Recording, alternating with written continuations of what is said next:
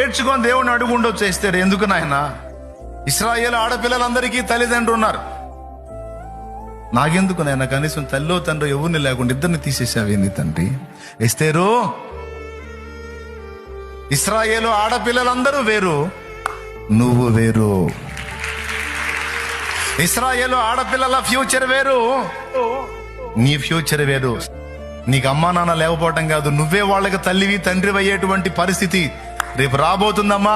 అందుకే నీ వాళ్ళని నువ్వు కోల్పోవాలి, అందుకే నువ్వు నీ స్వజనుల్ని నష్టపోవాలి, నీ సొంత ప్రాంతాన్ని వదిలి వెళ్ళిపోవాలి, అన్యుల మధ్యలో నీవు బ్రతకాలి. ఎందుకంటే నిన్ను వారికి ఆధారముగా నేను ఏర్పరచుకొని ఉన్నాను. వాళ్ళందరూ చావకుండా ఉండాలంటే కొంచెం వేదనైనా సరే నువ్వు ఈ అనుభవాల్లో గుండా, ఈ కఠినమైన వేదనల్లో గుండా వచ్చి నువ్వు ఆ సింహాసనం ఎక్కాలి.